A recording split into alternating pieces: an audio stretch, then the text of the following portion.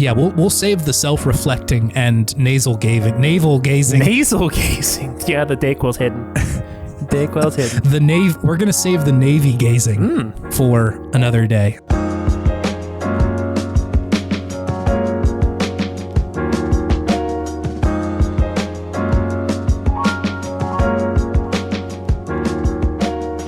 I am standing on the razor's edge, David. Between health and ill health. Yes.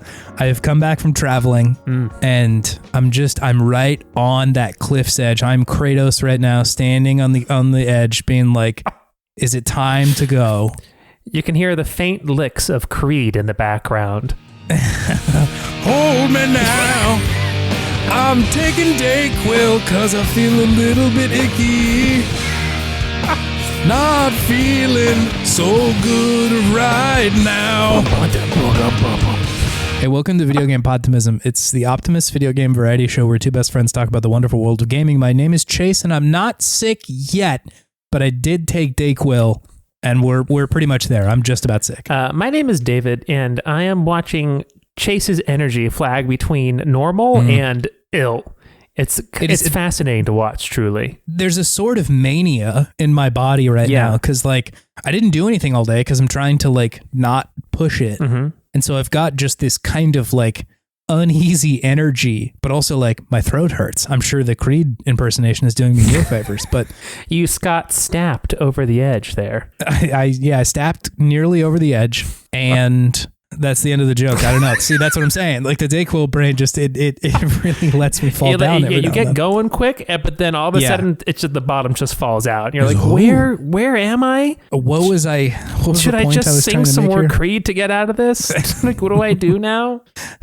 What was I saying about Sonic before? Who knows? Mm-hmm. Hey. Yes. Why don't we talk about video games as a nice little salve to my soul? Yeah, sure. You want me to tell you about the games I've been playing this past week? Regale me. I'm ready to hear about it. I'm curious where you're at. Well, you saw some of what I was playing with your own eyes. It was miraculous. David and I got to hang out like in person for like 12 hours. It was great. It was a beautiful time. Great. We did end up playing a little Mario Party together. Had to do it to him one time. Superstars. This game really does shine when you play with 4 friends. Yes, yeah. And then it really, really shines when there is a villain involved. Enter who might Chase that be, DKB. A truer villain there never has been more of. I'm just not sure what you're talking about, David.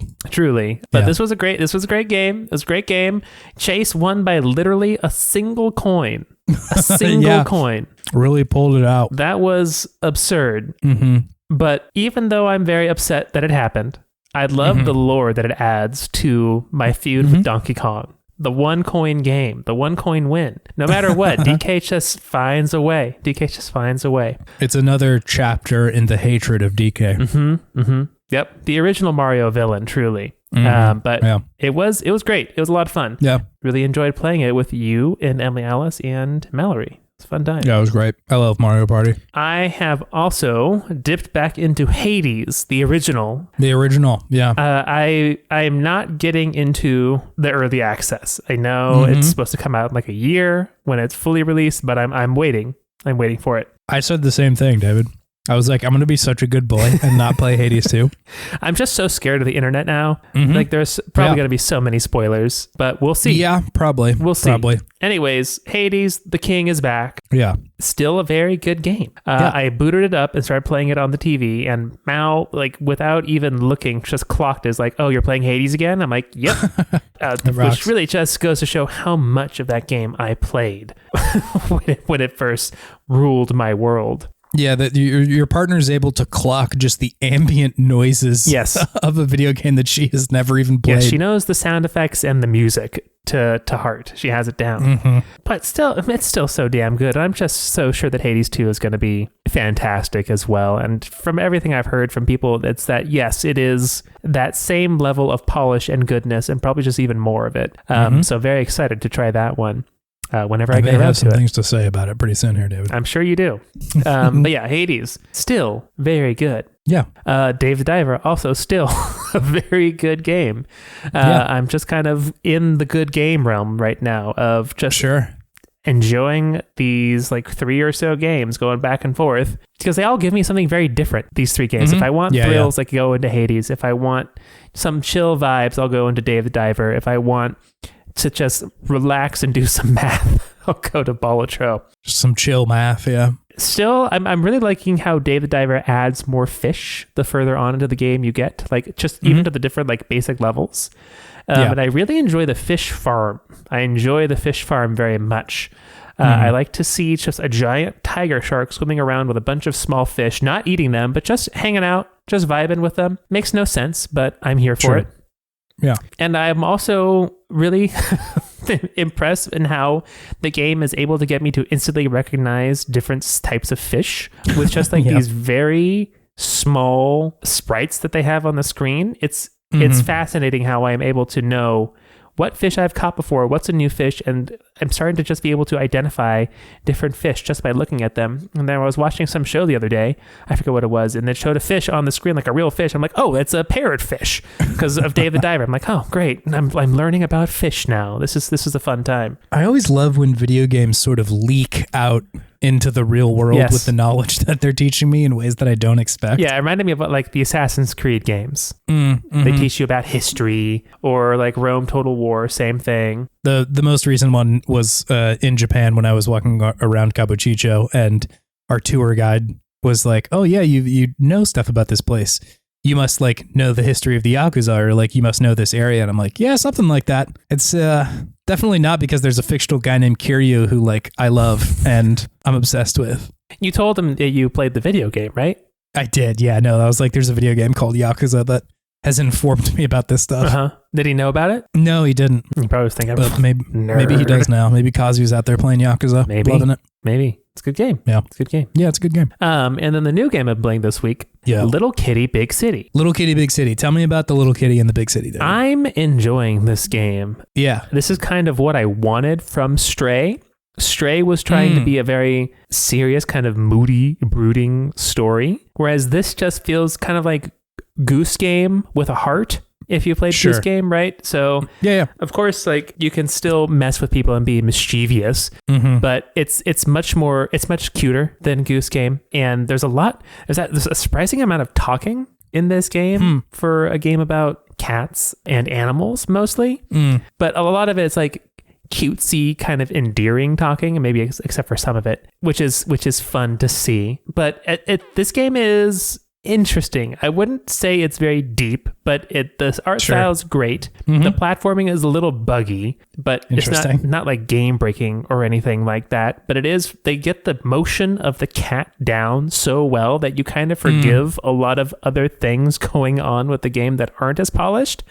Because man, does that cat move like a cat? It's impressive. You are a cat expert now. I am a cat expert now, especially a little guy like this one. I have a tiny cat as well. Yeah. So it is much more of like a cat arcade game as opposed to Stray, which is kind of like a cat simulator, if that makes any sort of sense whatsoever. Little Kitty Big City is Forza Horizon and Stray is Gran Turismo. I guess you could say that. Yeah. Yeah, I think that's accurate. So it's a fun, silly game. You can eat fish to power up and be able to climb up to your house that you're trying to get back to, because you essentially like fall off your balcony down into the street below, and you have to find your way back because you're an indoor cat and you're not supposed to be outside. Ah, okay. So the game world is kind of cordoned off by water, like puddles that are on the ground. You can't walk past them, so you have to find your way around. You can like get up on ledges and knock pots off of ledges onto people or just onto the ground and break them to get through. Sure. You can talk to all the different animals in the world.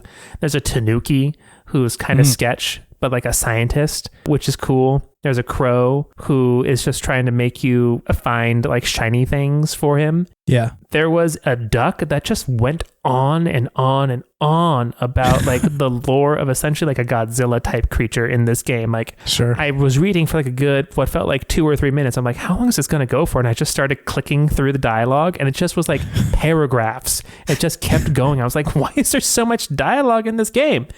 But it was still just goofy and silly. Of course, Shiba Inus are in it. You befriend one of them, but others you have to like find a way to get around because the cat is scared of the sheeps.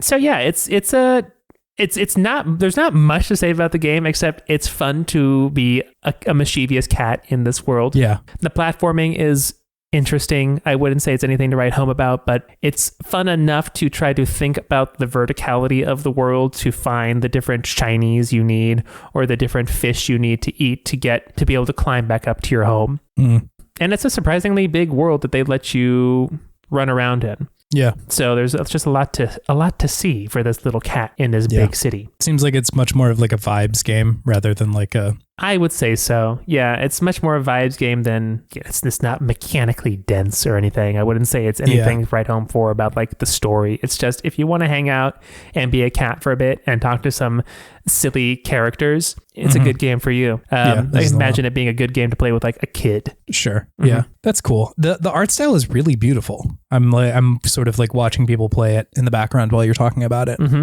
The cat is cute. Cat is definitely cute. It's like it's definitely cel shaded in a way, but I don't know. It's got a look to it that is like more than just kind of cartoony. It looks really neat. Yeah, I'd say that's correct. It almost has like a pastel feel to it. Yeah. Yeah, good art style, interesting world, cute cat. You can give the cat hats. You can make them wear different things, which is great. Yeah, that's great. And then I also love, really quick, the Shiba Inu friend that you get is just a big goober, and they pretty much call each other Little Potato and Big Potato because their owners both called them the sweetest little smushiest potato in the world. They're like, wait, no, my owner calls me that. And they're like, oh, there just must be the same award for different species. So we're both potatoes, potato kings for our respective species, which I really appreciated how cute that was. It may be because like the area that they're depicting is kind of like a flavor of Japanese place. Like it looks like a Japanese place. Yeah. But it's sort of, it's very reminiscent of like Katamari in the kind of like visual style, not in the cartooniness, but I think just the focus on like the perspective shift of kind of smaller thing here and like having to try to navigate that is, I don't know, it's interesting. It's kind of charming. Absolutely. Yeah. Just small creature exploring big world is always enjoyable. Yeah. Kind of like Tinykin. Tinykin was great. Same thing. Yes. Yeah. Same deal. Look at the world through a different pair of eyes, different perspective. Get up on top of the shelf and knock down the jam so the lady at the store gets mad at you. Hell yeah. Walk in the wet concrete and leave your paw prints behind. It's great. Go and bat at someone's feet and make them trip and then steal their bread so you can feed it to pigeons and catch them. It's a good time. That's good. I don't know if there's a name for this kind of game where it's just like kind of a buffet of mechanics like that, where it's like you have the things that you know how to do, but it's kind of just like, we're just kind of going to give you a bunch of like puzzles like this to mess around with. Like maybe adventure game. I'm not sure, but I feel like I see these more and more as time goes on of just like, I don't know, you're supposed to like hang out and have a good time. Yeah, it's like a platform adventure game, I guess you could say. I think so. You know, because it's not like I'm fighting anything. I'm just exploring this world and, you know, there's a bug who's like, hey, my cell phone fell in some concrete and I need to post to my social media account. So can you like steal someone's phone for me? And you're like, yeah, I can do this. You go find someone carrying a phone, you make them trip, they drop the phone, you grab the phone, you bring it back to the bug. End of mission. That's it. Right. Yeah. I feel like for a long time, games like this, there would be an assumption that it has to have combat in some way, at least in like kind of like the 2000s, 2010s and shit like that. But or even before that, like this may have been like a point and click adventure game or something like that. But it's kind of neat that you do have mechanics and you are able to kind of like explore the world in your own or in the like 3D space, but it's not necessarily like a fighting game or something like that. Yeah, I would have that kind of would have sucked if it had combat in it. I don't want to fight other cats in this game or like dogs or something. I don't need to enter into some like Tekken style or Yakuza style like third person fighting mechanic for cats, right? I just want to explore the city and hang out and be cool. Yeah, I think that this is going to be a very strange game that I'm pulling out now that you're saying this kind of thing, but like if it had combat, it would have felt like Scorn. Oh my God. Yeah. How I thought Scorn would have been a better game if there was no combat actually. And if it was just vibes and puzzles. I think this game on the exact other opposite end of the spectrum as far as tone goes.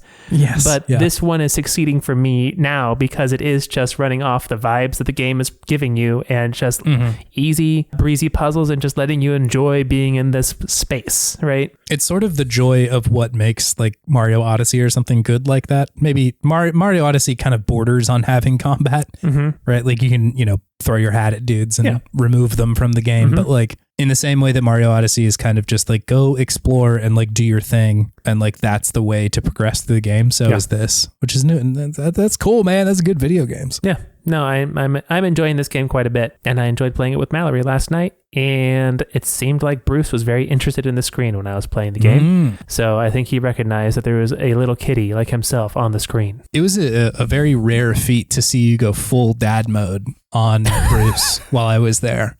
That seemed like it shocked you and Emily Alice a little bit. Yeah. Because I only get glimpses when I talk to you or when like we record the pod, but you had just fully slipped into cat dad mode. I have a mug that says Gat Dad on it. There you go. Yeah, exactly. You're there. I got it for Christmas. It's great. Specifically situating yourself in the house so that you can attract the cat to have him come sit on you, Oh, yeah. Making a nice comfy spot for him with the fleece blanket. Yes. Yeah. You got to let him know that his space is available for him. He's trying to cuddle. Not all cats do, so it's merciful that Bruce is like cool about it. He is TTC, trying to cuddle. Trying to cuddle, yeah. Trying to cuddle. That's everything I've been playing. Chase, what have you been playing? I got 2 games for you. I've been actually playing kind of a lot, but I got 2 that I want to talk about in any sort of capacity. on the razor's edge right now. Yeah, I have 2 games that like I have the mental capacity to even muster the strength to speak about. I'm not that sick yet, but there's a couple where I'm like, I don't know, man, it's good, it's fun. Let's hear it. But one of them is Animal Well. Ooh, you've been playing that one, huh? I've been playing Animal Well, and it is fun.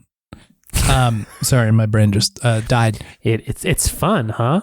It's fun. Animal Well is this sort of like, it looks like a throwback platformer game. It's developed by this dude named Billy Basso, I think is how you say it. So far as I can tell, that's a solo dev. It's essentially just like a puzzle platformer. Start in this world and you are this kind of little blob character. And the game just very intelligently kind of leads you through the game of like, all right, here's the only places I can really go. Yeah. And like, what do I do with this? Like similar to Kitty, there's not much combat. There's sort of a way to get people away from you or to like dispatch certain enemies, but like that is not the focus of the game by any measure, or at least it isn't up to the point that I have played it. Yeah. You can like every now and then you can pick up these little like firecrackers that you can throw down on the ground, which will, kind of move some of the enemies away or stun them, or the like really intense kind of spooky ghosty looking dudes. It'll destroy them. But like you pretty rarely run into rooms where you have to use that at all. It's mostly about like,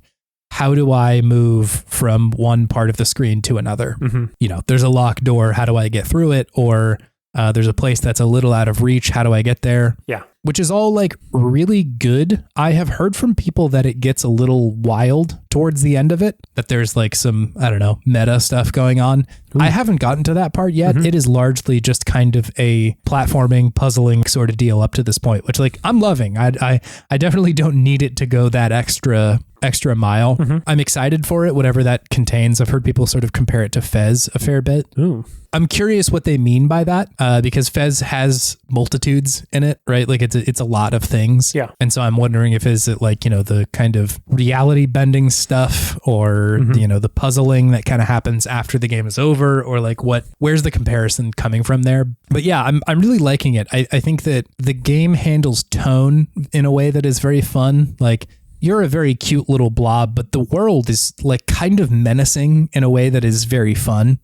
It's like the whole thing, it's got this kind of like, obviously there's like not obviously, but there's a CRT shader that you can turn on that's turned on automatically. So it's got the kind of like scan lines from old TVs on it, and almost feels like you're playing kind of, one of those like games that's out of time in a way, kind of what I talk about with like the cursed PS1 horror game aesthetic, where it's like, it feels like did I find this? Where did I find this video game and why is it so fucked up? Sure. It feels kind of like a similar thing where it's like, it feels like it could have come out a long time ago, but there's like so many modern affordances for how the game plays that's like probably not, but even still, it feels like just visually looks like you could have played this in, any 10, 20 years ago for, the Super Nintendo or something. Mm-hmm. But yeah, it's got this sort of like menacing stuff going on in the background with like some of the enemies are like genuinely very unsettling and scary.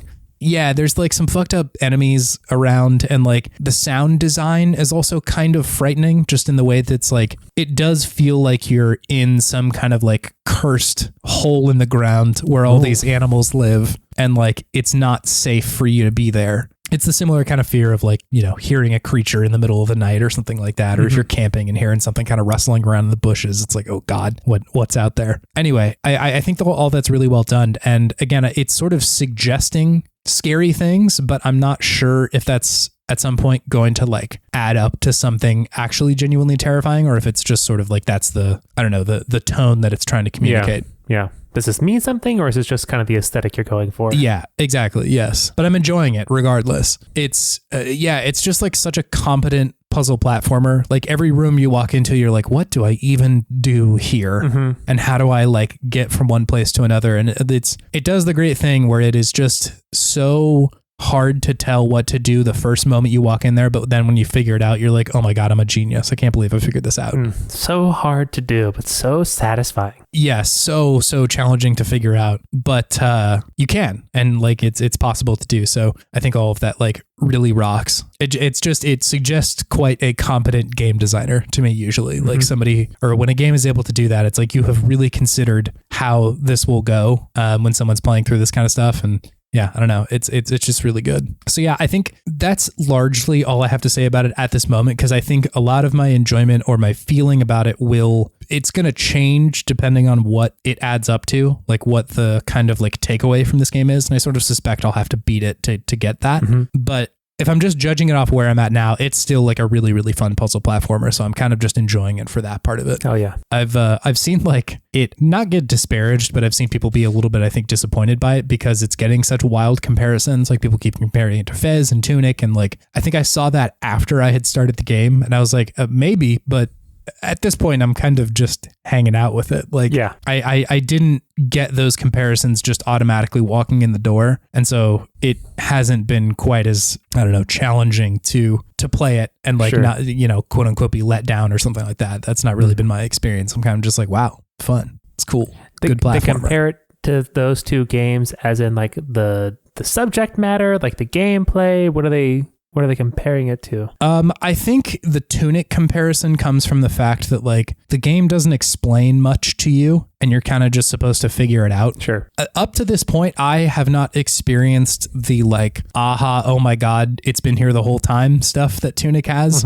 where like there is so much stuff at play. But I understand the comparison of like the game simply just doesn't tell you what's going on and you're supposed to figure it out. Maybe that will change to the point where I'm like, oh, if I just held X, I could have, pulled out a sword or something. But up to this point, it hasn't really been that. So yeah, I think I'm going to hold off fully judging it until I'm kind of like farther in or probably done, to be honest. I don't think it's a very long game. I think it's like 5 hours long, but yeah, fun so far is my takeaway. Anyway, my brain is just breaking at the seams wanting to talk about the other game, which is, of course, Hades 2, David. Hell yeah. I thought I was going to be so good. And I was like, no, dude, I'm going to wait to play Hades 2. I'm going to be a good boy. I'm going to be such a good boy. And I'm not going to play it because I want to play it when it's done. I know it's probably going to be something that I enjoy. I played Hades 1 in early access and I remember being like, great, that's a satisfying experience. I got what I needed and I'm good to go. And then I just like saw people playing it and just immediately broke. Just nothing, like it took no effort. All right, you convinced me. Yeah, like I just saw screenshots of it. I'm like, okay, yeah, no, I'm in. I'm playing. So I have downloaded it on Steam Deck and I'm playing it there. Hey man, it's Hades. Like, shocker. Still good? Still good. Yes. It is a fair bit different as far as combat goes. And like, let me say this at the outset. I'm going to try and not talk about story stuff as much as I can. Yeah. Because I feel like that stuff is, I don't know if spoilable is the right word, but like I think half of the fun of Hades is like figuring out what is going on for a lot of the story. And so like I'm mostly going to just try and ignore that or skip over it. Cool. Thank you. So fear not, anybody listening to it or anybody hosting this podcast. I won't be spoiling the game. Great. Yeah, so I think just like table stakes of the mechanics, the sort of major changes at the top are that you are playing as a character named Melanoe, who is, I won't even say who she is. She's another character. And she has a pretty different set of weapons than Zagreus did in Hades 1. Well, she has weapons? Fuck, man. Wow. I blew it, dude. I blew it. We're done. Pod is over. Yeah, 199 and a half episodes in. We're done. Oh, speaking of which, this is the worst time to explain this, but I think we'll probably do an actual episode 200. This is episode 199 and a half. Oh, sure. Yeah, that counts. There we go. Or maybe 201, depending on how I want to put it in the podcast. However you want. We'll do 200 later. I didn't have the time to prep for 200. Yeah, per our last email, we're going to circle back to number 200. Yes. Anyway, sorry. That's programming notes in the middle of a game discussion. So I hope everybody caught that. I hope nobody's skipping around. Oh boy, the Dayquil. So we she's get got through very this different pod. weapons. Hey, I'm having a great time right now. It's messy, and that's just the way it is. It's just like life, baby. This is like life. Podcasting is like life. She has different weapons, and they're cool. Nice. So that part of it is different, but she also controls fairly differently than Zag did. One of the major kind of differences is that she has the dash button, but if you hold dash after she is done dashing, she will continue to like sprint, like move just a little bit faster. Oh, that's nice. It is nice. And I think the game does a really good job of teaching you when you need to use that. The first kind of like mini boss is one that is shooting these like kind of stingers in a circular motion. The game makes it clear you are not fast enough if you are just like dashing around her. Like that's not going to do it. But what it does teach you is that if you are sprinting, like after you have dashed, then you can get away. And so it's like trying to teach you like, all right, this is a different thing. Dashing is sort of for like the quick hits of I need to get away from the damage right now. Yeah. Versus the sprinting is like, I need to continue to kind of move away from the problem in front of me. No more dash spamming. You can dash spam a little bit, but I found that there's a little bit more time between the dashes than Zag had, and it's just not always the safest thing to do because you might accidentally dash into damage or something like that, and so you have to be a little bit more careful. I did that plenty of times in Hades, please. Yeah, true. So there's that. She also has a mana pool, and so you have like spells and shit, which are available to you. Which in most of the cases is you have attack buttons on the, I guess if this is a PlayStation controller, on square, triangle, and circle. There are different attacks for each weapon on those. And then if you hold them, then you can cast a sort of spell with that attack. So it just does a different thing, and it takes a little bit longer to kind of wind up.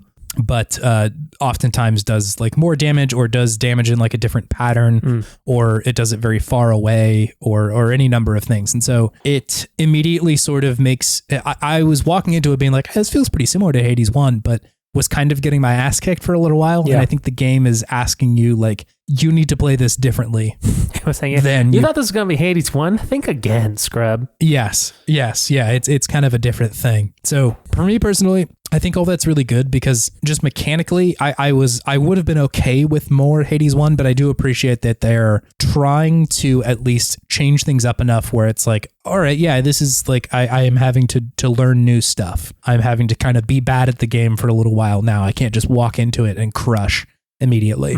It's similar enough to the point where like you'll kind of know what to do with a lot of it, but even still, like you can't just walk in and be like, I knew how to play Hades 1. I'm going to be really, really good at Hades 2. Because that's all very good. I think that there are a handful of mechanical updates that I think are pretty cool. I've heard complaints about it, but like, I think that they're neat. Like, there is a small amount of farming that you can do when you're like home base with like seeds that you get while you're, traveling through the dungeons and whatnot. Okay. And like, that's fun to me.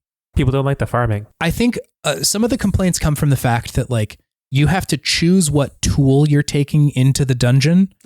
And so like you can only get like, all right, this time I've got the pickaxe, and so I can get, you know, like I can mine while I'm down there. This time I have the shovel, and so I can get like seeds for the farm or whatever, but you can't do both. You have to take one of them. And so I think that there's like kind of a complaint to be made there about, you know, having to kind of like pick and choose. And I understand that. I think that like it does feel like it's kind of artificially slowing you down a little bit. Like I can't actually do all the things that I have unlocked. And so like, I do wonder if that will maybe get patched out in a different, like in an upcoming like update or something, because again, this is early access. And so Supergiant has every right to change the game completely. And so it's, you know, I'm not really sure what it's going to look like when it's in 1.0. No weapons. Yeah, no weapons. We took everything out. It's it's kitty simulator now. Little kitty, big dungeon. So I'm reluctant to really complain about much, because there's a pretty good chance some stuff like that will get changed as it goes on. But I understand the complaint of like, you know, I wish I could collect all the resources that are in front of me, but instead I have to like choose which ones I get to go after while I'm down there. So yeah, just broad strokes, I think the story is very interesting and is very different than the first one. It felt like and this, again, this may be different by the time I get farther into it, but it felt like the first one was focused more on the kind of this like familial drama that was going on with Hades and Zagreus and more characters that I don't want to spoil too much there. But that was sort of, it felt like that was the focus of it. And that may be the case here, but it is focused in a different place. Like, again, it's the Greek pantheon, so like it's kind of all familial drama at a certain point, like everybody's kind of related, you know.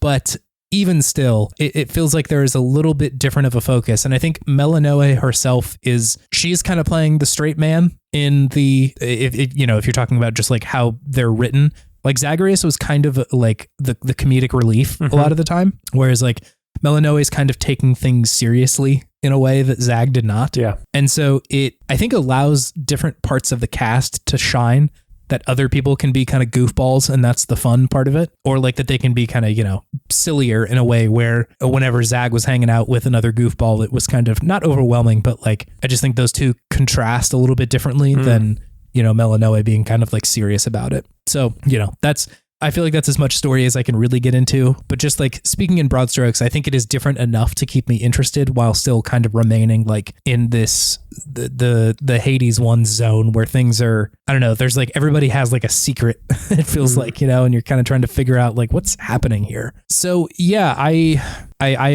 think I've heard complaints that like it doesn't feel quite as good as the first one, or that it just isn't working as much. And I think I understand that, but part of me is like, feel like I can judge this about 50% right now. Sure. And my impression of it is that it's very good, but I really do want to wait until it's fully out to, you know, judge what the game is doing. I just think at like a high level, there is more of it. There's a lot more of what the first game was doing well. And so if you liked that one, I bet you'll like this one a lot, right? Even in the form that it comes out in 1.0, it seems to just be taking most of the shit that Hades 1 was doing and pushing it along, right? Just iterating on some of those ideas, changing things in ways where it makes everything just like feel a little fresher. But if what you're hoping for was what Supergiant normally does, which is reinvent a totally different game from game to game, then this is not that, right? Like this is not going to be that experience. And I understand why that might be frustrating, right? I think that Supergiant was for a long time just doing something different every single time. And you could kind of expect when they put out a game, hey, this is going to be really original and different. Like, you know, Bastion played nothing like Pyre. Pyre played nothing like Transistor, and Hades didn't play.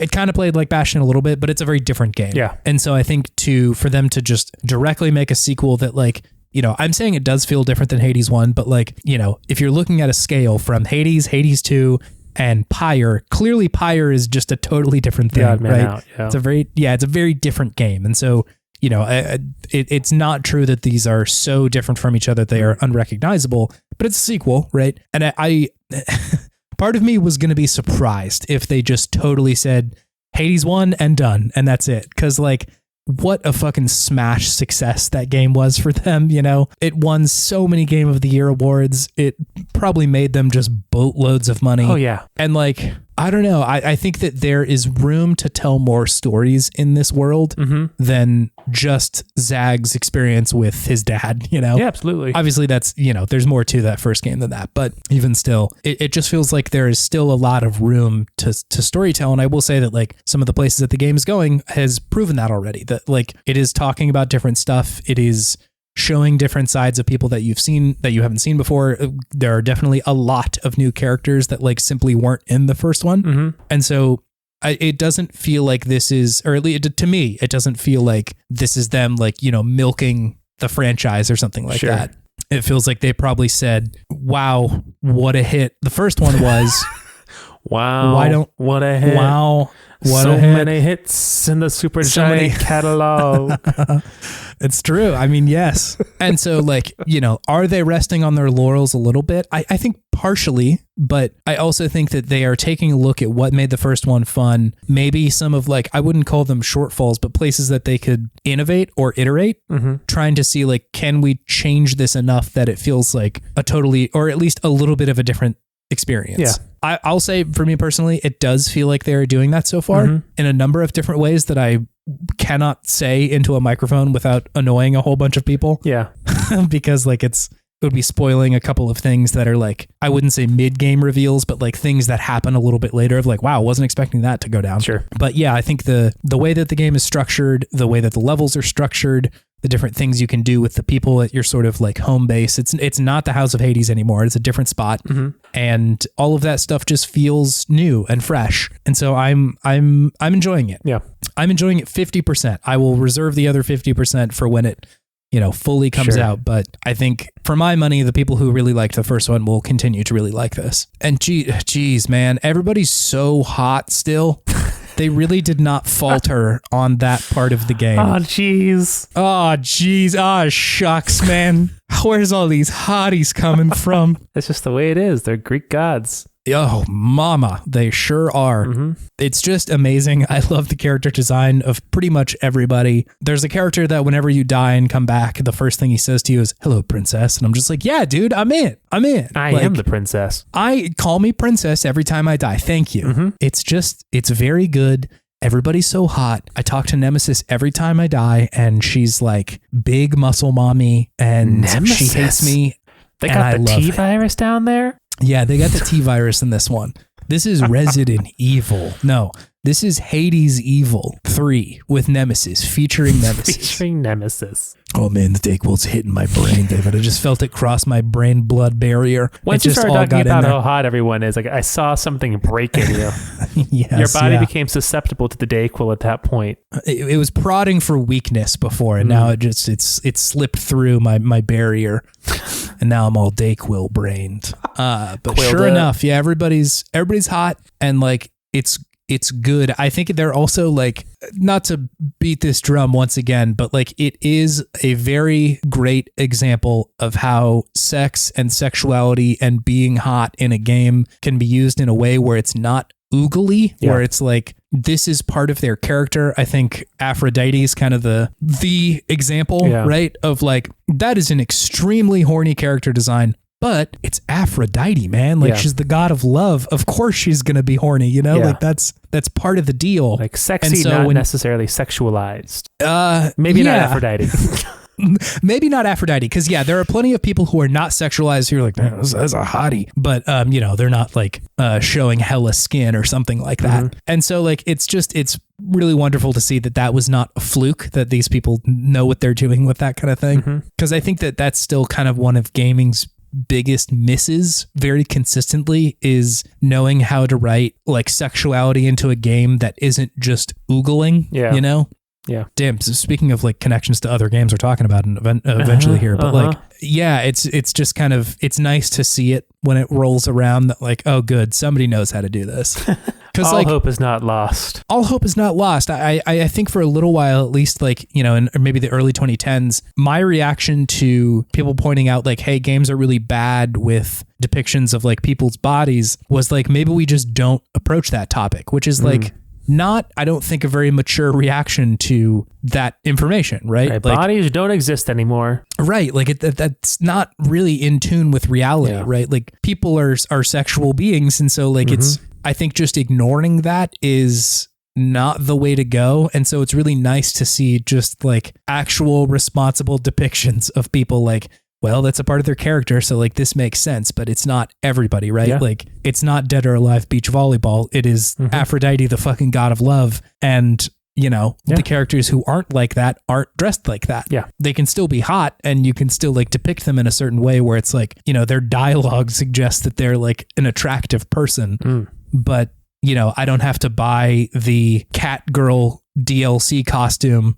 and have that be the way that sexuality is expressed in this game, you know? Yeah. So it's nice. I think that they're doing a great job. Good. Thank you, Supergiant. Maybe you've done it again. We'll see how it goes in 1.0, but I'm enjoying it so far. Great. Love to hear it. It sounds like they're like this studio is known for doing something completely different each time, but now they're in this weird position where they're making a sequel to something. So it's like, who's going to be happy, who's going to be upset? The people who loved Hades 1, they're going to like that the Hades 2 is more different, or the people who just love Supergiant games are going to be upset that Hades 2 isn't different enough to be something like a new experience. It sounds like they're trying to thread the needle. I think so. Right down the middle. And it sounds like you're saying they're doing a pretty good job so far. I think so. I feel like we talked about this a little bit with, what was it, Diablo 4 the other day? Yeah. Where we were talking about like, how do you balance wanting to change a game that has been around for 30 years with also satisfying the people who want something specific from those games. And I think mercifully part of why it's acceptable right now, or at least in my mind, is that it hasn't been that long since Hades 1 came out. And so like, it doesn't feel like there has been just like monumental shifts in how games are made or like what players expect from video games in the way that like when you wait 10 years between a release of Diablo, it's like, well, things have changed. And like, do people want the same stuff? Is Diablo still fun in, you know, after Breath of the Wild has come out or after Dark Souls has like become a thing? And so like, it's kind of nice that it hasn't been so long because like, I think, you know, games are still, I wouldn't say in exactly the same place, but like people are still into roguelikes. Like that's still a popular genre, but also this is only the second one. Yeah. You know, it's not like this is Assassin's Creed 20 or whatever, where it's what is the value of putting out another one of these games if it's that similar to the other 19 of them versus like, you know, there's some value to having another kind of Hades game. If they did this for, I think even 2 more, I would be like, all right, okay, I get it. But like, I think a sequel is not necessarily, I like my experience of sequels in games is usually they have modified things to be a little bit better. Yeah. I think games are unlike movies in that way, where the sequels are oftentimes pretty good. The studios have had enough time to kind of like build out their engines and figure out what works and what doesn't. And they've put out this game that they can get feedback on, yada, yada, yada. You know, I guess the classic being like Mass Effect 1 to 2 is like, 2 is so good and is just mostly doing things that 1 was doing, but like really better. And so I think that there is an opportunity that a sequel affords you. And also it's not easy to do a sequel, you know? I think if you're just making the same game over and over again, like, yeah, okay, it's probably easier than doing something from the ground up, 2K. But it seems like they're doing their due diligence here with what can we change and what do we update to the point where like this is still fun, but different enough. That there is challenge in that. Yeah. And so it's not like a walk in the park or, you know, I wouldn't call them like creatively lazy or anything like that. I don't think I would ever call anybody creatively lazy, but like, especially not these folks. I think they're trying the challenging thing and like, how do you follow up one of the best games of all time? Yeah. How do you make something the same, but also new? Yes. It's hard. It's hard. That's really, really hard. You know, from every account I've heard of people who have made something amazing or like a smash hit, that, you know, the sophomore slump is a phrase for a reason, right? And for my experience so far, I think it is still really, really good here. But I'm, like I said, I'm going to wait until it all comes out to really kind of, you know, come down on it one way or another. Cool. I'm just playing it so much. It's all I want to do is just play this game. So it's got you. It's definitely got me. It also feels like this is much farther along than Hades 1 was when it entered early access. I played Hades 1 when it came to early access, I think on like the Epic store. And they like, once you beat the Minotaur, that version, it was like, all right, that's all we got. Like that's, you know, you're done essentially. Yes, yeah. But this one is like, I haven't hit a spot where it's clear that they're saying like, this is all we've got right now. There's things where it's like, okay, that looks like maybe placeholder art, or, you know, it looks like they'll probably fill this out later, but it's pretty far along and I have played kind of a lot of it. So who knows? I don't really know, like, access. Yeah, God, I mean, that would be beautiful. But again, I think they've said that like it's not coming out this year. So we will see. It'll come out as a launch title for Switch 2. God, wouldn't that be amazing? Can you imagine if they announce the Switch 2 and they're like, hey, it's coming out in spring. The 2 titles that are dropping on it day and date are Hades 2 and Silk Song. Yeah. Get ready, motherfuckers. Oh, yeah, that would be damn impressive. Unfortunately, I would be in line. You know, I'd be lining up at Best Buy. And like, the first Mario-based deck building roguelike. Yeah, man, I'm in. Hey, what's up? This will all bring me to my Podtimistic thing, David. Which is? It is N64 recompilation. What is that? What is that? Okay, so there was this YouTube video put out by this YouTuber called Nerl, and the title of the video is Recompilation, an incredible new way to keep N64 games alive. And essentially what they talked about was this, I guess, hacker programmer dude named Wise Guy, who he has figured out a way to take an N64 ROM and recompile it into a native PC app. Whoa. Which I don't like. To me, on first blush, I was like, I don't know what that means. I don't know how that differs from like how ROMs work. I don't know what it means either, but I still said, whoa. Yeah, because it sounds impressive, fancy. right? Like I don't know what that means, but essentially, from what I understand, ROMs, and this is pretty straightforward, but like the way that you play ROMs is through an emulator. It emulates what that device's power was, and so it's just trying to be like, can I make a virtual N64 on my PC? And so you can do upgrades to that, but it is largely, from my understanding, limited by what the original hardware was capable of, right? And so you get these other sort of projects, which I think are technically decompilation, something like Ship of Harkonnen, which is like a hack of Ocarina of Time, where they're like sort of deconstructing the project and rebuilding it to the point where it's like, okay, this is kind of like almost a remake or a redo or something, but you can change a lot of shit. Like the in Ship there. of Theseus? That's pretty much the thing that they're referencing there. That's funny. Is that they're kind of like rebuilding this game, but what Recomp does is it takes what's in the original game and just sort of makes it, a native PC app. And so you can run it on your computer, and the hardware limitations are now your computer, not this sort of like emulation of an N64. Sure. And so what that means is that you immediately get people, recompiling Ocarina or Majora's Mask, and it is running just like incredibly, because you don't have the sort of limitations that the N64 had. And so you have these games running in like 60, 120 frames per second. My God. So can you like do mods for them then too? Really, really deep mods is sort of what you can imagine here. So like the way that the Nerl explained the Ocarina of Time game is that like that game was limited to running at 20 frames per second or whatever it was on the N64. But because this is like, you can fuck with this game so much more because it's just running on a computer, the person who had like built this recompilation program had figured out a way to like get the game to make interpolations between frames of like, we know where the characters need to be between the 20 frames that it's rendering. And so it can upscale it up to, or I don't even know if upscaling is the right word, but it'll run in 60 to whatever, how many fucking frames you need it to. And it just looks amazing. Whoa. 144 hertz. Yeah, exactly. Like it's going fucking crazy in there. It's running these games crazy style. And so like, I think with stuff like Ocarina or Majora's Mask, where those games are largely rendered in engine, they're not using like kind of like background assets for the most part, like, Resident Evil 1 or 2 would.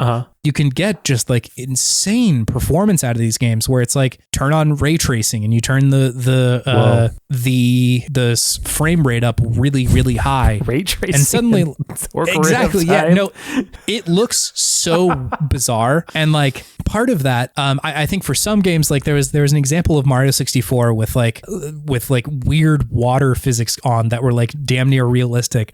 I think that looks kind of bad because it's going against the art style of the game that's in place. But like, if you look at something like Wave Race that's being like, it's got motion blur and the waves look really great and it's running in 60 frames a second, like suddenly that is a really different experience than it was on the N64. And so I think that there is, at least for my own part, there's so much excitement in this because it's just a really cool way to keep games alive in ways that don't rely on N64 hardware, that it's like, hey, you can just play this on your PC. But it also updates these games in a way where this is kind of what I want when I think about what a remake or even an update looks like. Is I don't need them to change most of the game, but just like the affordances that we have for more modern games are here, and it makes it so much more playable. Right. Of it. I think about the example of like Wind Waker or something like that, because those graphics are not that complicated, but because it's just rendered at such high like aspect ratios, it looks like a diorama almost. And that's kind of what it looks like when you see footage of these games that are, recompiled, where it's like that looks obviously like a cartoon, but because it's, that's widescreen and ray traced on the back of the shield and shit like that, and the shadows all look amazing.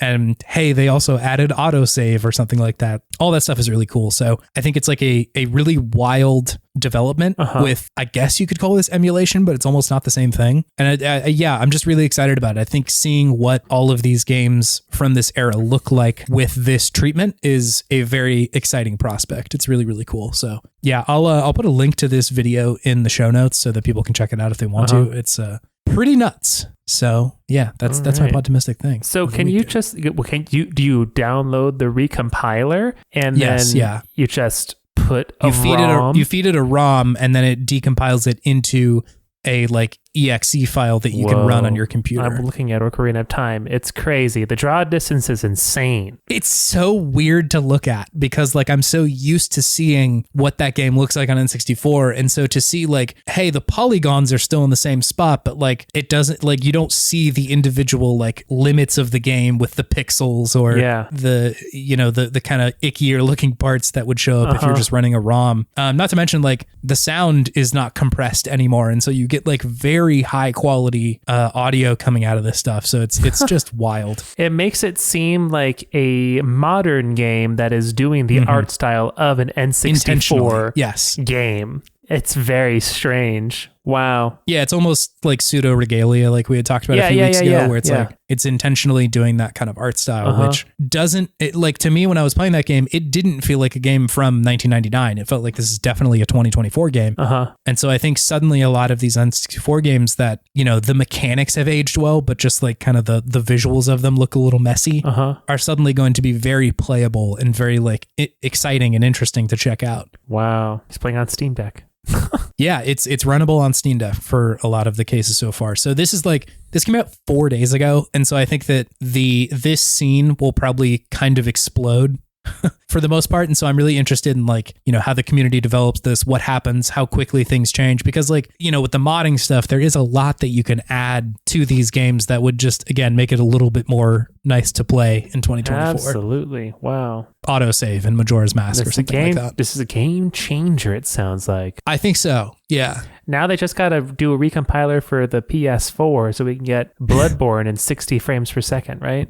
I think people have done mods for that. Like because it's on PC now, isn't it? I actually don't know if that's the case. But yeah, I have seen Bloodborne running at 60 frames a second. It's very weird to look at.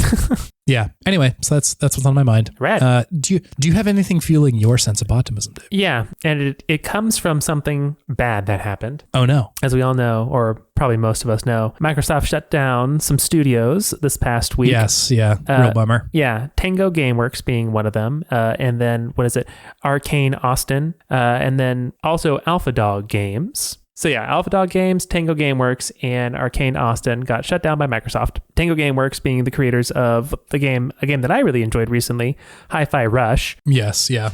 And so something funny happened. The internet decided to use one of its nastier tactics, review bombing, and reverse reviewed bombed this game and gave it a bunch of positive reviews while at the same time bashing Microsoft for their decision.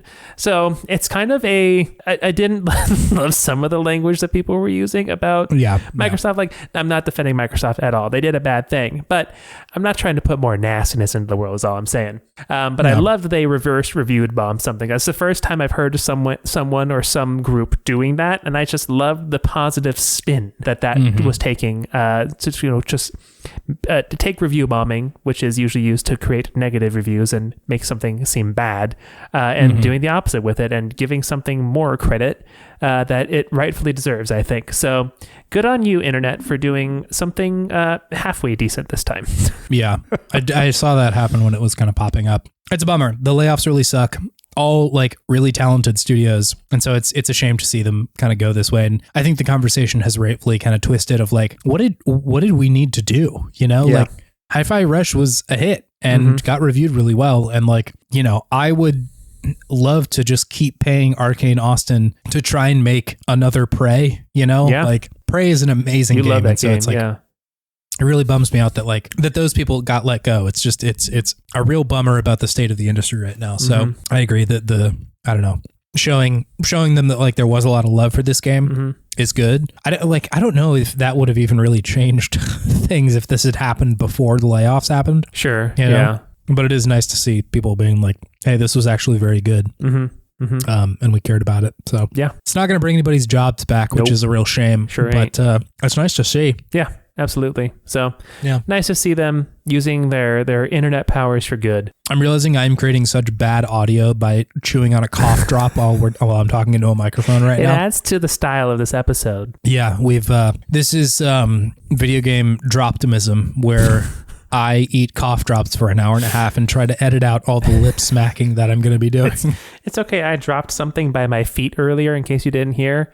There are some loud clings on my end this episode too. So just look out for that for when you're editing. I've got this cool little device called a Shuttle Pro, I think V2. I've got a macro set up where I just highlight the audio and mute it. It's so easy. One button click. Great. No problem. No problem to mute. Because listen, I've been editing these episodes for 200 episodes. I can see when it's bad audio, where it's just like, it's Bruce in the background jumping on something, or it's one of us sneezing, or I am cutting out so many ums and and lip smacks. Easy peasy. So you're telling me you're seeing the code of the Matrix when you're editing these now? I don't even see Audacity anymore, man. You just see the two of us talking to each other and you just edit it out in your mind. I just see gaming takes, Sonic jokes, Dayquil jokes, renditions of Creed. Ooh. One of our bigger recurring segments, unfortunately. I feel like when I think about the things that have changed in the last 100 episodes, tiptoeing over to the line of Creed and then just sort of falling over it has kind of been one of the larger developments. I can't stap. I can't stap either. I can't Scott Stapp myself. That's the new joke. Sorry, everyone. That's the new joke for right now. It's very funny. You'll get used to it. I wonder what 200 to 300 will bring. Big Hoobastank guys now. Ooh, I did like Hoobastank though. I also did like Hoobastank. There was sort of an ironic enjoyment of Creed for a couple of years there. Maybe just not ironic anymore. But I was just fully into the stank. I was fully into the hoob. I was hoobing and I was stanking. This is true. Yeah. And then they were playing in Borders bookstores like 5 short years later. Yeah. Sorry, Hoobastank. I would hope that wouldn't have been the way things gone for you. Hoobed that stank. They sure did Hoob that stank. You know what, Hoob, we should stank. The main thing that we're talking about today, David. Let's do it. Let's Hoob that stank. All right. Let's see you soon.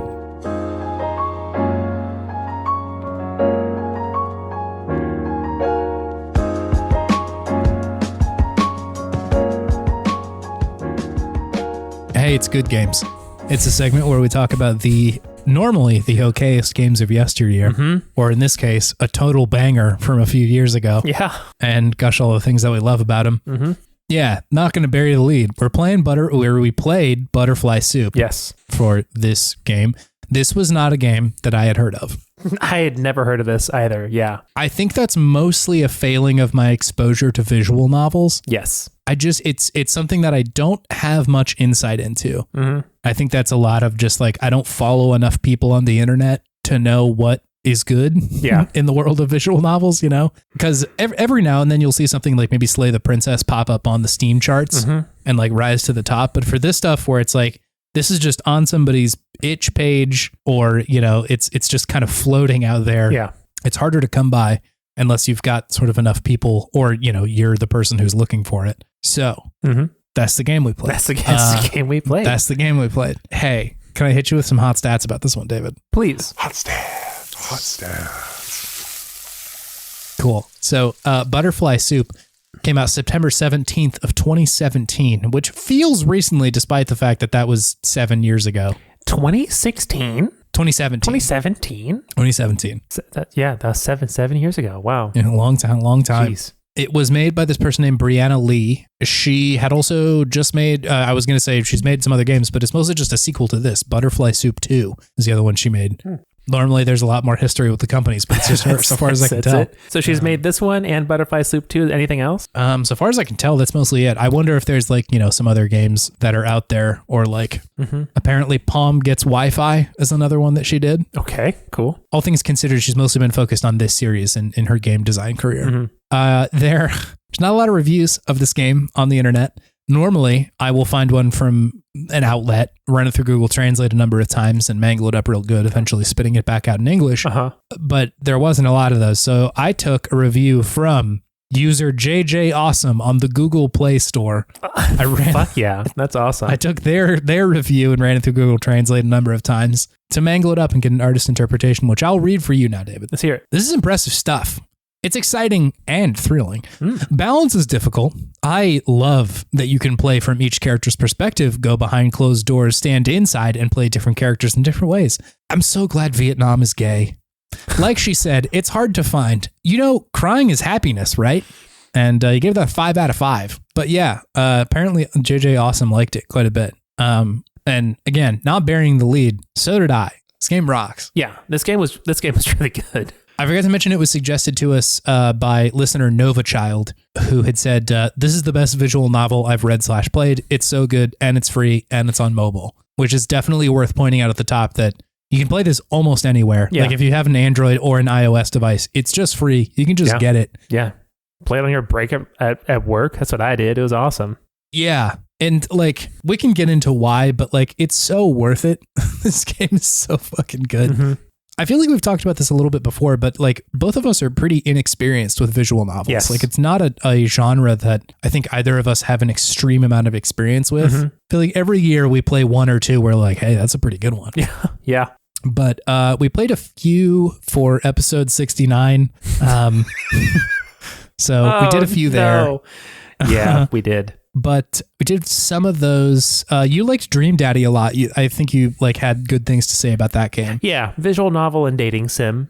Dream Daddy. Yes, yeah. I like Slay the Princess. That's a banger. But just like not a genre that I'm horribly familiar with. But yeah, holy shit, this one. Can you explain to me what this game is, David? Yeah, this game is a visual novel spanning like elementary school through high school of 4 different female characters. Yeah, they're like most of the time they're depicted, they're like high school girls. Yeah, when they're depicted, typically like high school freshmen in high school, and then also like 3rd grade. I think is the other time that they flash back between. Yeah, it jumps back every now and then.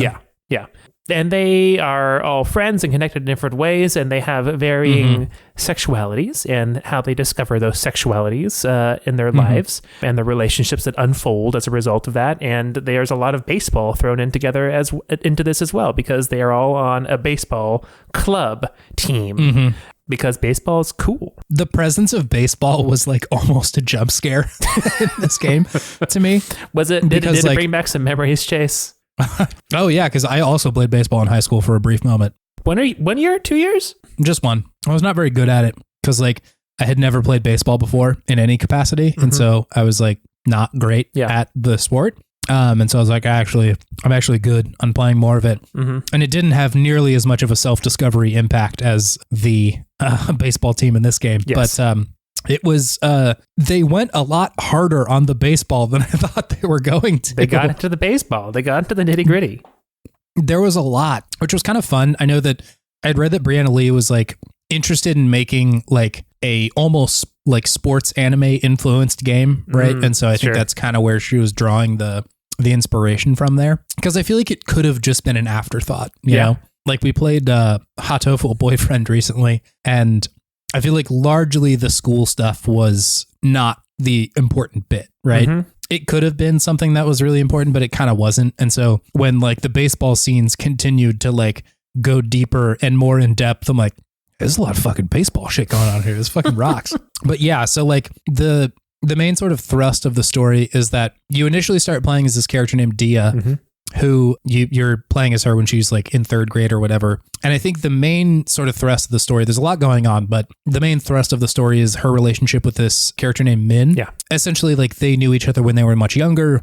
Min moved away when they were still in like third grade, and then, you know, has come back as a ninth grader. And sort of, you know, the story revolves around what that does to all the characters in the story, because Dia is also friends with a character named Noel and also a character named Akarsha. Yeah. And, you know, Min is a very like bombastic character, very loud. And so, you know, she kind of comes back in like a bat out of hell to, with a jacket that says high voltage. She's a delinquent with a butter knife. Butterfly knife. Sorry. Butter knife would not be nearly as intimidating. Yeah. Yeah.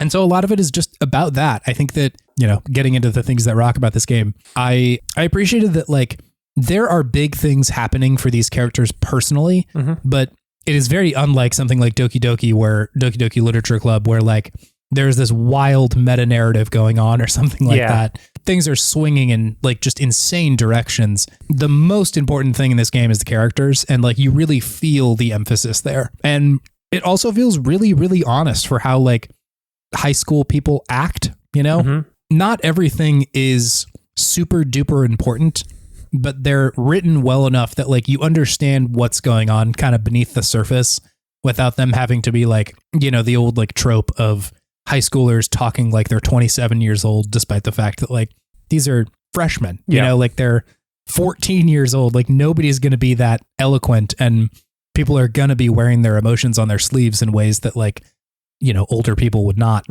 And so it feels really, really like, I don't know, great in that way. Honest. Refreshing. Yeah. Refreshing for sure. Yeah. How did this one land for you?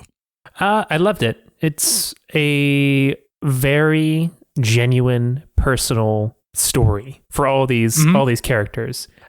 Stories that definitely do not get told often over pretty much any media, I would say. And I think told in a very heartwarming, sweet way. It is definitely, I think that it's interesting to choose to do it. Like it's essentially 2008. I think the backdrop of Prop 8 in California is right there. Yeah. As these characters are figuring out whether they're gay or bi or what have you. So we should also explain that Prop 8 was because you and I know exactly what that is because we grew up in California, but like Prop 8 was a proposition that went to voters that was essentially saying like, should gay marriage be legal in California, which is like a really big deal at the time. Yes. And that's like I think that these characters, it's probably taking place around November because it was coinciding with that and then the election of Obama in 2008 as well. Yeah, exactly. So it's really interesting to see because we were seniors at this time in high school and they are freshmen at this time in high school.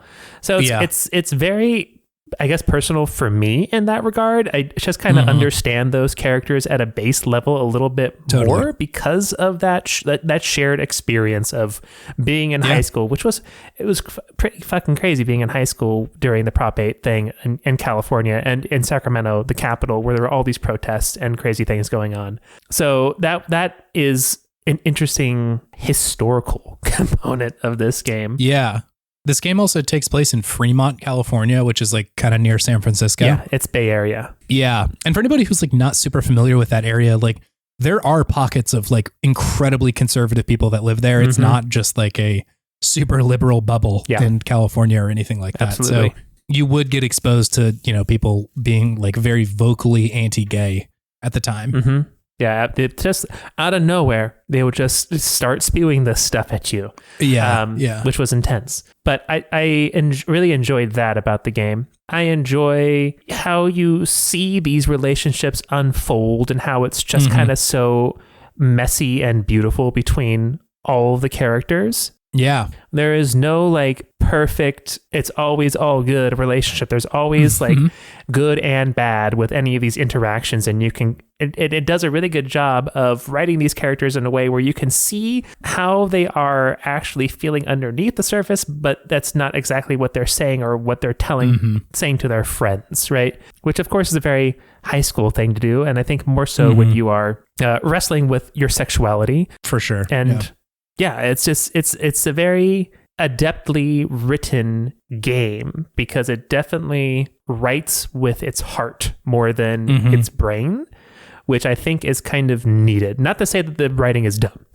or anything like that. No, yeah. But I'm just saying that it comes from a very emotion-focused thought process with the writing with this game. And I think that really makes it shine very well, because so much of this is just, trying to wrestle with identity, trying to wrestle with identity in so many different ways, school, friendships, where you're going to be in the future, and it's just sexuality, right?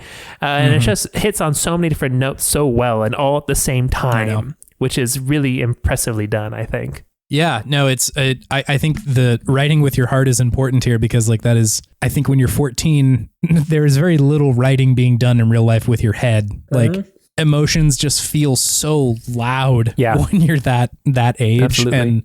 And everything is just like happening all at the same time.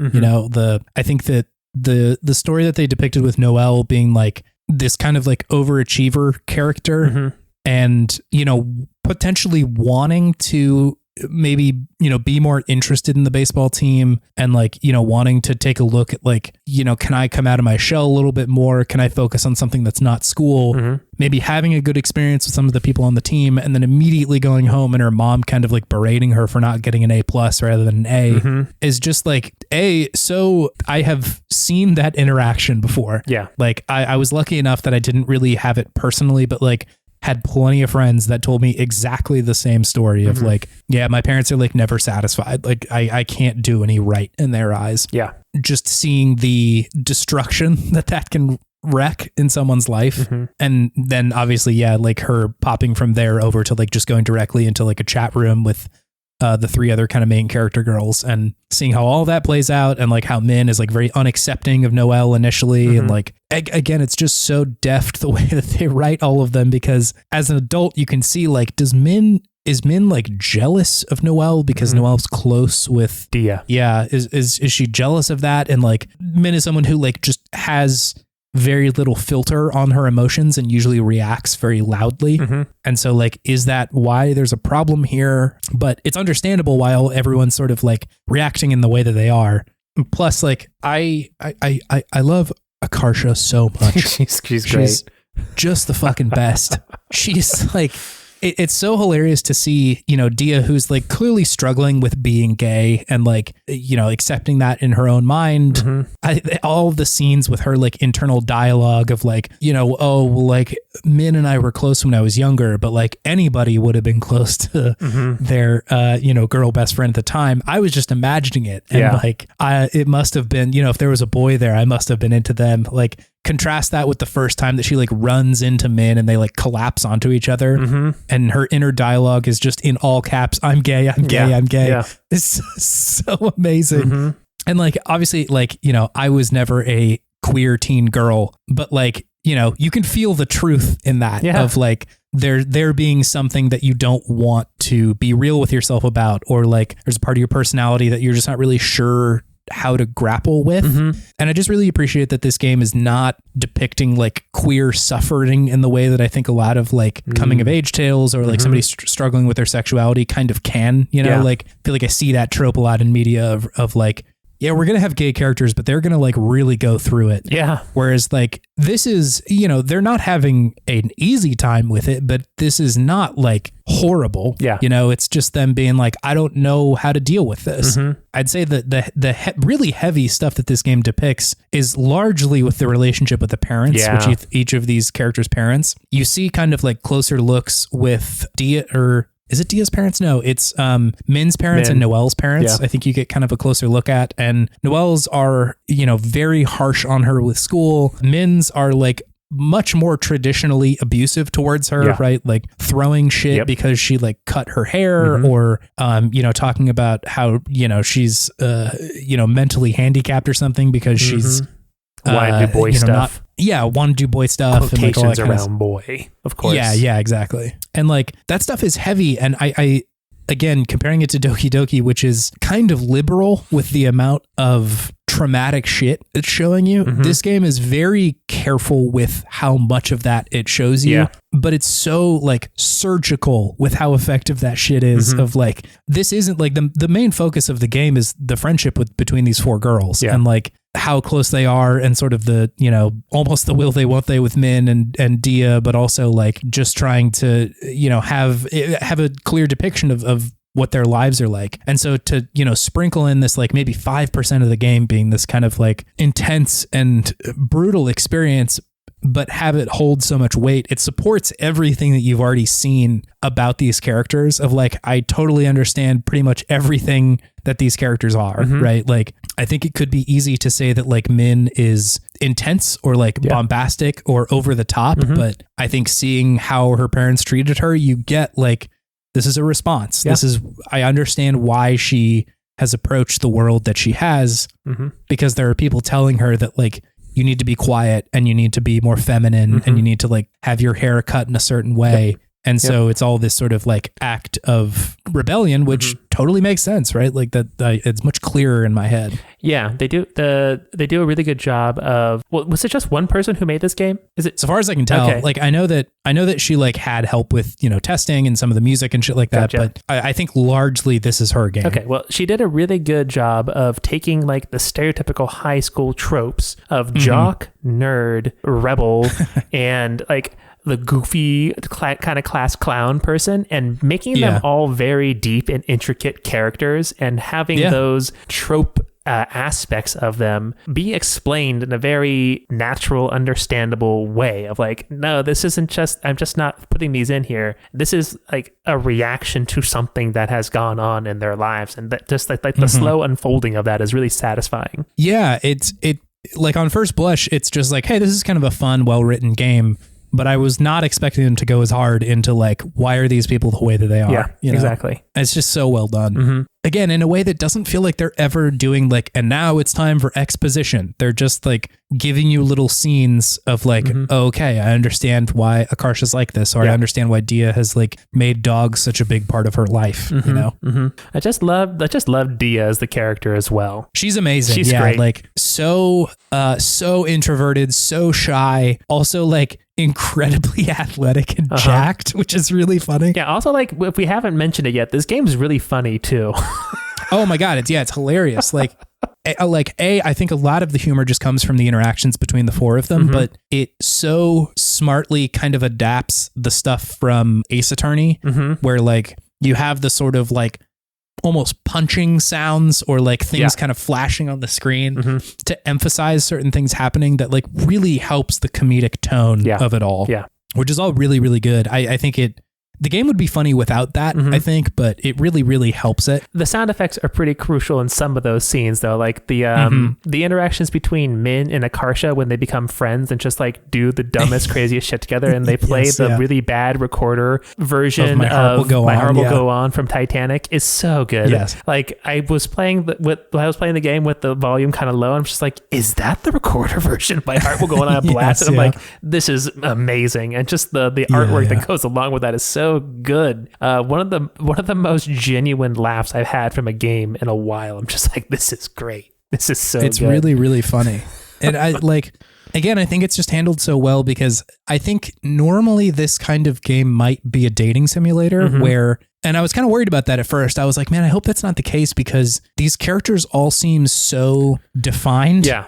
That I kind of feel like I would be getting in their way if I was suddenly like, well, who do I want to date or whatever. It feels so much better that like Akarsha and Min are just like they're best buds and they're friends. And it's not suddenly like, I have to figure out if they're going to kiss or not. You know, like that's not the point of the game. That would add unnecessary internal drama on the player's end. I just kind of want to see how it unfolds. Yeah. And it allows for sort of like moments that happen towards the end of it with Dia and Min where like things really come to a head in an incredibly sweet way, right? Like they have been building to that for the whole game. And so it's a lot less of a dating simulator and much more of just like a story. It's just kind of a visual novel that like that you're able to like you get to interact with it in certain spots. Like it's not just like totally uninteractable. But I think that stories that are told in this way where it is very much authored, right? Like there is an ending to this game. it has the ability to be a lot more impactful. Absolutely. Unless you're, maybe doing something like 13 Sentinels or something like that, where it's like you're able to experience the story in whatever order you want to, and like things are all topsy-turvy and it ends up working really well. But if you're not going to go that hard with it, then yeah, I think just like having these like super competently and sweetly written characters really goes a long way. Absolutely. God. It's so good. The game is really so good. It's really good. And it's so easy to get and play and just why not? Why wouldn't you enjoy this? It's really great. I think I was worried that I was like going to have to come in here and be like, I don't understand anything about being queer, and like I can't speak to this experience in this game at all. Mm-hmm. But there's so much in there. Yeah. It's not like, and I really appreciate that like it is making it about these queer characters without that being the main thing about them, obviously, that's not a brain blast moment for like good writing, but like you don't see that all the time. Yeah. Oftentimes it is just about them being queer or, having to like really go through some harrowing shit to get to the under end of it. And like, it's just sweet. It's just really nice to play and it's really good. And I don't know. It's rare to see queer joy in games, and there's a lot of it in this one. Absolutely. Yeah, it's a breath of fresh air to have it be presented as something that confusing and kind of scary maybe, but in the end, like liberating and beautiful, right? Yeah. I like at the end of the day, it's a love story. Like that's most of what this game is. Yeah. And that like, it's really good. It does that impeccably. Mm-hmm. Yeah. And I think just like, coming of age stories always get me.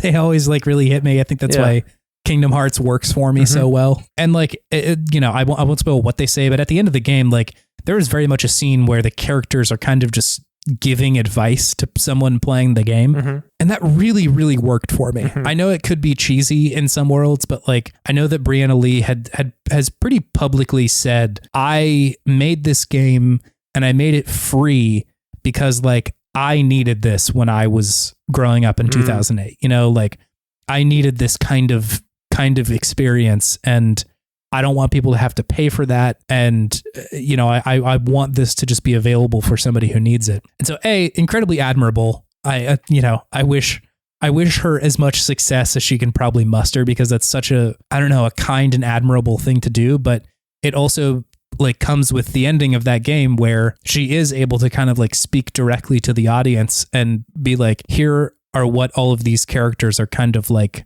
thinking in that moment, like Noelle has a response, Min has a response, Dia has a response, and Akarsha has a response too. And like, it's just really nice. It's really, really beautiful. It's really good. It's really good. It's really good. It's really good. You should play this if you can. I tried not to spoil everything because it is kind of a joy to experience everything, but it's so sweet and so good. You should play Butterfly Soup. Also, the name of the game and kind of the whole thing about that, so good. They don't explain it to you until literally the end of the game, but like it is so effective for me. Like essentially, I won't spoil the whole thing, but it's essentially just a way to nod that like we're kind of a mess in a lot of ways, and that's like fine. We're figuring it out. Well, like even though we change a lot, we're still the same. Yes, yeah. That like this, God. There was some line in there about like, we didn't know it, but we were doing really well in this moment. And I was like, oh my God, dude, that just punched me in the chest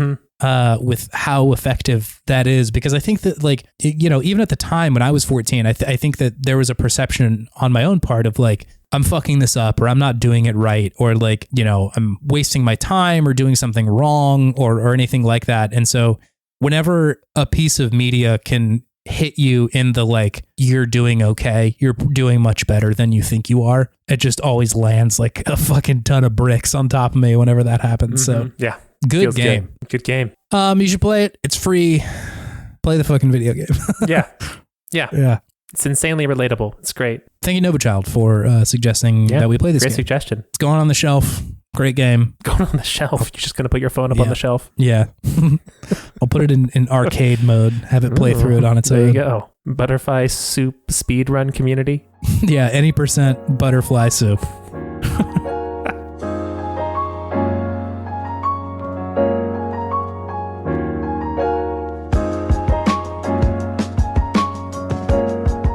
Welcome, gamers. I feel like I'm holding up much better than I thought I would, to be fully honest. You look okay.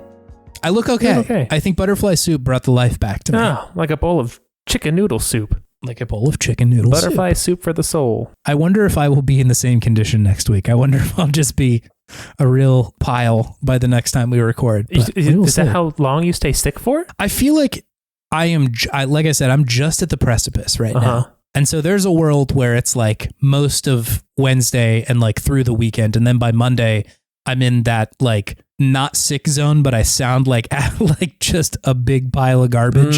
Sure. I think that was the last time I had we did a sick pod, and like unanimously in the Discord, people were like, bro, you sound bad. Yeah. Like just horrendous. Like, I'm sure you're fine, but like, Jesus. So yeah, maybe that'll be next week. We'll see. Anyway, hey, speaking of the Discord, we are on the internet. If you want to check out more about the show, you can go to podtimism.com. There we have places where you can suggest a game or check to see if we played a game before. There's also a link to like our socials, but most importantly, there's a link to the Discord, which is where we live and chat and hang. It's we're a part of the Worst Garbage podcast network, and that is the Discord in which we live is the Worst Garbage podcast network. So we live there. That's where I live. Hey, thanks for having us on the network, y'all. Very fun. Thank you. Very cool. Also exciting things going on right now on the network. We just added Scout and Jill's podcast, Paws and Claws, a podcast about the Warrior Cats books, which absolutely rocks and is very cool and fun, and you should listen to. Into the Aether also just dropped their D&D one-shot that I was a part of, which was very cool and very fun. I had a really great time there, which you can get the first episode of. There's 3 episodes. You can get the first one for free on the normal podcast feed over on Into the Aether.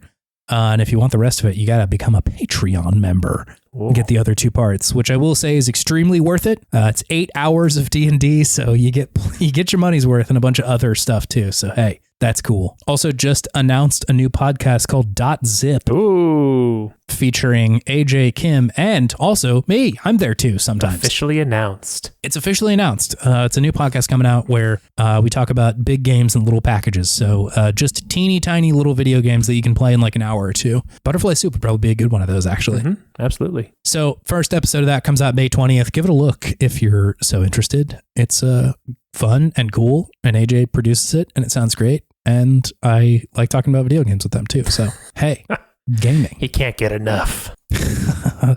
Hey, I wouldn't do it if this wasn't also sustainable. So fear not splitting my gaming time. Absolutely not. No, we good. Yeah, we good. We're vibing. We're vibing. Thank you, Scott Wilkinson, host of Paws and Claws, for your artwork of our podcast. It's great and fun, and I love to look at it. Also, hey, if you want to help out the show, there's a couple things you can do. One of them is review it on a podcatcher of your choice. And the other is to show it to a friend and be like, hey, have you played Butterfly Soup? Because that's the most important thing I need to ask you right now. And if you have, I have got a great podcast for you. It's how I start all my conversations now. Have you played Butterfly Soup? If the answer is no, here's my phone. I'll see you in a few hours. Yeah. Then we'll be on the same emotional level after that. Yeah. God. Shit's really good. There's the Dayquil. Yeah. Showing it to a friend helps us grow.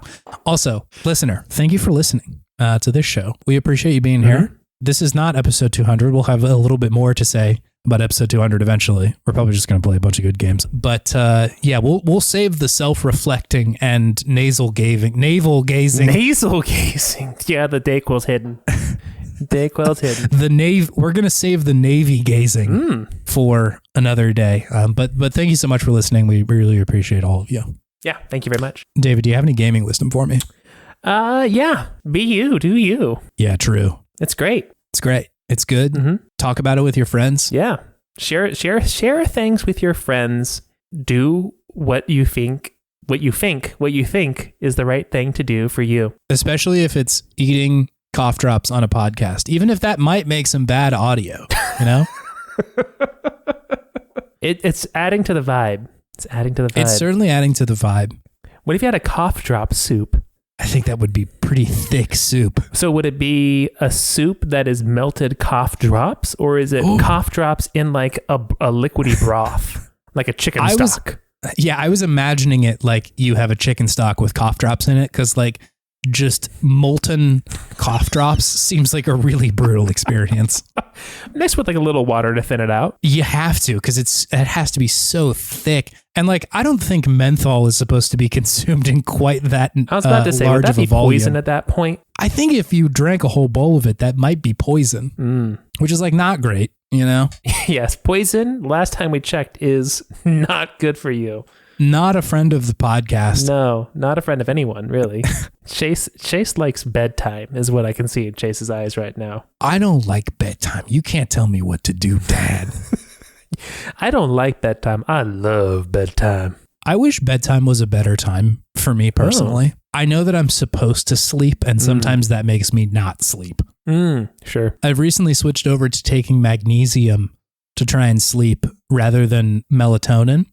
And I will say, sometimes it works great, and like the melatonin sleepies that I have in the afternoon are not there. Yeah. Because like you take enough melatonin consistently, you get a little tired in the afternoon pretty consistently. But like, it doesn't happen with magnesium. But we'll say that magnesium does not put me out in the same way that melatonin does. I think maybe my new nighttime routine is just a touch of magnesium. I smell the melatonin just to kind of get like a Pavlov's response. Pavlov's like, tonin. Yeah, Pavlov's tonin sort of deal to kind of like get my sleepy glands drooling.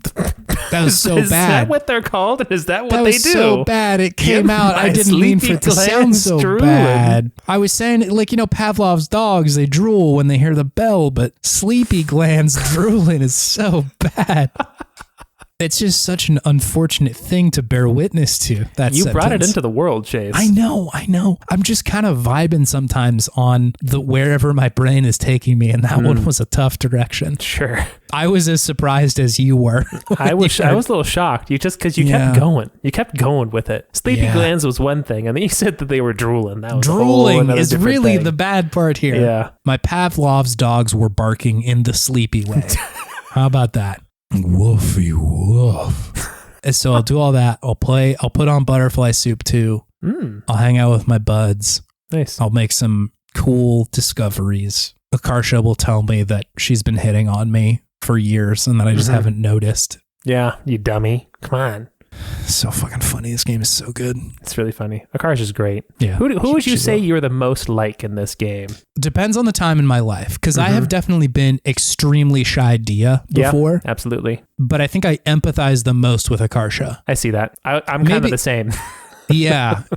There's also some of the team members on the baseball teams who are self-described as weebs were also very funny. And maybe I'm part of that crowd. Maybe I'm one of the tertiary characters who are just like, I like anime. Yeah. I'm here and I like anime. What's up? Yeah. Call me senpai. We'll see you next week if I'm all day quilled up and feeling any better. All day quilled up and ready to go.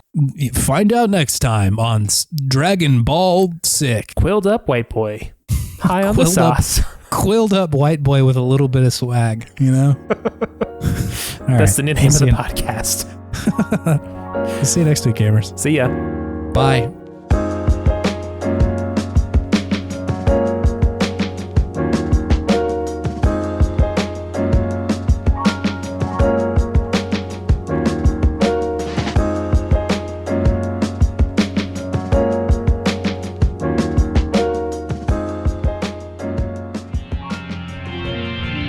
TWG, the worst garbage, online.